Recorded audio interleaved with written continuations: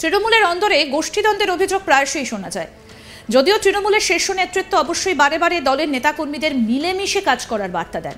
এবার নদিয়ায় এমনই একটা ঘটনা ঘটে গেল যা তৃণমূলের গোষ্ঠী কোন্দলের জল্পনাকে নতুন করে উস্কে দিল বলেই মনে করছে রাজনৈতিক মহলের একাংশ। নদিয়ার কালীগঞ্জে প্রয়াত তৃণমূল বিধায়ক নাসিরউদ্দিন আহমেদের স্মরণ সভায় দেখা গেল না রাজ্যের মন্ত্রীসহ বেশ কয়েকজন বিধায়ককে। অনুপস্থিত নাসিরউদ্দিন আহমেদের পরিবারও। আর সেই ঘটনাকে ঘিরেই শুরু হয়েছে তৃণমূলের গোষ্ঠীদ্বন্দ্বের জল্পনা। জানা গিয়েছে, তৃণমূলের রাজ্য নেতৃত্বের অনুমতিক্রমে মন্ত্রী তথা বর্ষিয়ান তৃণমূল নেতা উজ্জ্বল বিশ্বাসের নেতৃত্বে গত 9 ফেব্রুয়ারি পলাশীর মীরাবাজার সার্কাস ময়দানে স্মরণ সভার আয়োজন করা হয়। কিন্তু হঠাৎ করেই রাজ্য নেতৃত্বের তরফে প্রাথমিকভাবে সেই স্মরণ সভা বন্ধ করার নির্দেশ আসে। যদিও প্রয়াত বিধায়কের পরিবারের তরফে সেই স্মরণ সভার আয়োজন করা হয়। এদিকে ওই দিন সংসদে ব্যস্ত থাকার জন্য স্মরণ সভায় অনুপস্থিত ছিলেন কৃষ্ণনগরের সাংসদ মহুয়া মৈত্র। স্মরণ সভার সপ্তাহ কাটতে না কাটতেই নদিয়ার উত্তর কৃষ্ণনগর সাংগঠনিক জেলা তৃণমূল কংগ্রেসের সভাপতি তথা এলাকার সাংসদ মহুয়া মৈত্রের তরফে ঘোষপাড়া ময়দানে স্মরণ সভার আয়োজন করা হয়। কিন্তু সেই স্মরণ সভায় অনুপস্থিত মন্ত্রী তথা কৃষ্ণনগর দক্ষিণ বিধানসভা কেন্দ্রের বিধায়ক উজ্জ্বল বিশ্বাস, নাকাশিপাড়ার বিধায়ক কল্লোল খা। আর তারপরই শুরু হয়ে যায় দলীয় অন্তর্দ্বন্দ্বের জল্পনা। যদিও গোষ্ঠীদ্বন্দ্বের কথা অস্বীকার করেছেন মহুয়া মৈত্র। কি বলেছেন মহুয়া মৈত্র, কৃষ্ণনগরের সাংসদ, শুনব। আপনি তো জানেন আজকে আমাদের দলীয়ভাবে আজকে আমাদের স্মরণ সভা করা হয়েছিল। সমস্ত কালীগঞ্জ ব্লকের প্রত্যেকটা অঞ্চল থেকে মানুষ এসেছিল এবং উত্তর সাংগঠনিক জেলা থেকে সব ব্লক প্রেসিডেন্টরা এবং যেখানে সম্ভব অঞ্চল সভাপতিরা এসেছিলেন। সুষ্ঠুভাবে শৃঙ্খলাবদ্ধভাবে হলেন। আমাদের যেগুলো সত্যি খুব আমি ভাবাই যাচ্ছে না লাল রাজ্যে নেই। আমরা সবসময় একসাথে দল করতাম, আপ ডাউনের মধ্যে দিয়ে, কিন্তু একই পরিবারের মধ্যে। সত্যি খুবই খারাপ লাগছেন। উনি কষ্ট পাননি ঠিকই, কিন্তু 72 ইয়ার্স মোটে ছিলেন। আরও 10 ইয়ার্স আমরা ওনাকে ইজিলি পেতে পারতাম। আজকে ওনার বাড়িতে গিয়ে বৌদির সাথে দেখা করলাম। ফিলিং ভেরি, সত্যি খারাপ লাগছে। কিন্তু উনি খুব জনপ্রিয় নেতা ছিলেন এবং ভিড় দেখেই বোঝা যাচ্ছে যে কিভাবে এত ভালো স্মরণ সভা হলো, এত হাজার হাজার লোক। দেখা গেল বেশ কয়েকজন বিধায়ক এমনকি লাল সাহেবের পরিবারের লোকগুলো এলেন। এটা কিছু দেখুন, এটা আপনাদের বরাবরই একটা কি বলে এটাকে একটা কন্ট্রোভার্সি করার একটা ফালতু জিনিস।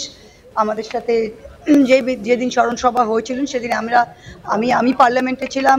বিমলবাবুর শরীর খারাপ ছিলেন, তাপসদার শরীর খারাপ ছিলেন, সেদিন ওরা আসতে পারেনি। আজকে বিমলবাবু, তাপসদা এসছেন, সভাধিপতি এসছেন, আমার পার্লামেন্ট শেষ, আমি এসছি।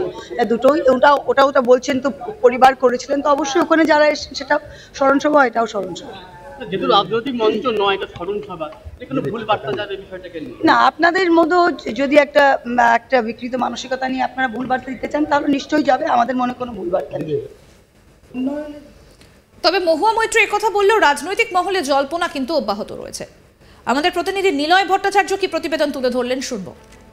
প্রয়াত কালীগঞ্জের বিধায়ক নাসিরউদ্দিন আহমেদের মৃত্যুর পর তার স্মরণ সভা নিয়েও কিন্তু তৃণমূল কংগ্রেসের গোষ্ঠীদ্বন্দ্ব একেবারে চরমে।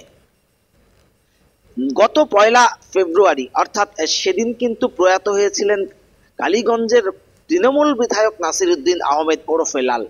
অর্থাৎ তার মৃত্যুর পর গত 9 ফেব্রুয়ারি রাজ্য তৃণমূল নেতৃত্বের অনুমতিক্রমেই কিন্তু এক স্মরণ সভার আয়োজন করেছিল কৃষ্ণনগর দক্ষিণ বিধানসভা কেন্দ্রের বিধায়ক তথা জেলার বর্ষিয়ান তৃণমূল নেতা এবং রাজ্যের মন্ত্রী উজ্জ্বল বিশ্বাস। এবং সেই স্মরণ সভা স্থগিত রাখার নির্দেশ আসে রাজ্য তৃণমূল নেতৃত্বের তরফ থেকে। এবং স্বাভাবিকভাবেই লাল সাহেব অর্থাৎ নাসিরউদ্দিন আহমেদের পরিবারের পক্ষ থেকে সেই স্মরণ সভা আয়োজন করলে সেই স্মরণ সভা কিন্তু মোটামুটি কালীগঞ্জের সার্কাস ময়দানে কিন্তু অনুষ্ঠিত হয়। অর্থাৎ সেখানে কিন্তু বেশ কয়েকজন বর্ষিয়ান তৃণমূল বিধায়ক, এমনকি বেশ সভ্য সমর্থক এবং লালের যে অনুগামী, তারা কিন্তু উপস্থিত ছিলেন সেদিনের স্মরণ সভায়। এবং সেদিন কিন্তু অনুপস্থিত ছিলেন কৃষ্ণনগরের সাংসদ মহুয়া মৈত্র। যেহেতু তার সাংসদ চলছিল, তিনি জেলাতে ছিলেন না, তাই তিনি অনুপস্থিত ছিলেন। এবং গত 16 ফেব্রুয়ারি অর্থাৎ গতকাল রাজ্য তৃণমূল নেতৃত্বের অনুমতিক্রমে কিন্তু ফের মহুয়া মৈত্র অর্থাৎ তৃণমূল কংগ্রেসের যিনি কৃষ্ণনগর সাংগঠনিক জেলা সভাপতি, এই মহুয়া মৈত্র কিন্তু ফের স্মরণ সভার আয়োজন করেন। এবং সেখানে কিন্তু গড় হাজির ছিলেন খোদ নাসিরউদ্দিন আহমেদের পরিবারের লোকজন, এমনকি রাজ্যের মন্ত্রী তথা এলাকার বিধায়ক উজ্জ্বল বিশ্বাস থেকে শুরু করে কল্লোল খাঁ, মানিক ভট্টাচার্য, বেশ কয়েকজন বিধায়ক কিন্তু অনুপস্থিত ছিলেন। এবং স্বাভাবিকভাবেই চোখে পড়েনি তেমনভাবে কালীগঞ্জের ভূমিপুত্র অর্থাৎ কালীগঞ্জ বিধানসভা কেন্দ্রের সাধারণ মানুষকেও।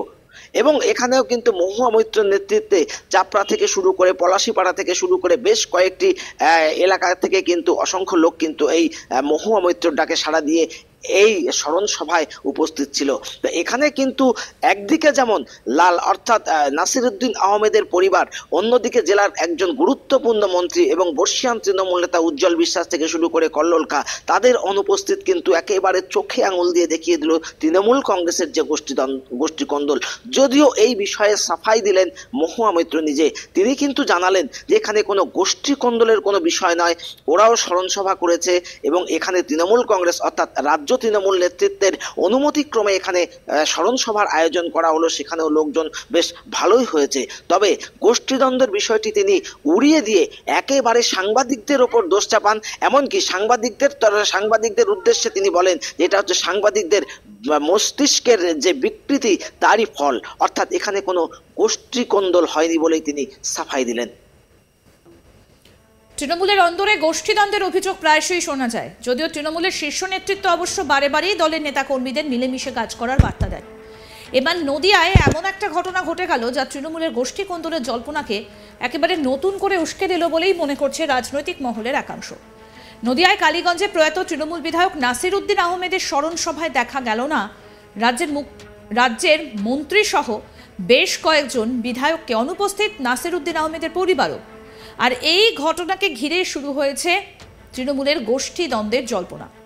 জানা গেল তৃণমূলের রাজ্য নেতৃত্বের অনুমতিক্রমে মন্ত্রী তথা বর্ষিয়ান তৃণমূল নেতা উজ্জ্বল বিশ্বাসের নেতৃত্বে গত 9 ফেব্রুয়ারি পলাশী মীরাবাজার সার্কাস ময়দানে স্মরণ সভার আয়োজন করা হয়। কিন্তু হঠাৎ করে রাজ্য নেতৃত্বের তরফে প্রাথমিকভাবে সেই স্মরণ সভা বন্ধ করার নির্দেশ আসে, যদিও প্রয়াত বিধায়কের পরিবারের তরফে সেই স্মরণ সভার আয়োজন করা হয়। এদিকে ওই দিন সংসদে ব্যস্ত থাকার জন্য স্মরণ সভায় উপস্থিত থাকতে পারেননি কৃষ্ণনগরের সাংসদ মহুয়া মৈত্র। সেই স্মরণ সভার সপ্তাহ কাটতে না কাটতেই নদিয়ার উত্তর কৃষ্ণনগর সাংগঠনিক জেলা তৃণমূল কংগ্রেস সভাপতি তথা এলাকার সাংসদ মহুয়া মৈত্রের তরফে ঘোষপাড়া ময়দানে স্মরণ সভার আয়োজন করা হয়। আর সেই স্মরণ সভায় অনুপস্থিত মন্ত্রী তথা কৃষ্ণনগর দক্ষিণ বিধানসভা কেন্দ্রের বিধায়ক উজ্জ্বল বিশ্বাস, নাকাশীপাড়ার বিধায়ক কল্লোল খাঁ। আর তারপরই শুরু হয়ে যায় দলীয় অন্তর্দ্বন্দ্বের জল্পনা।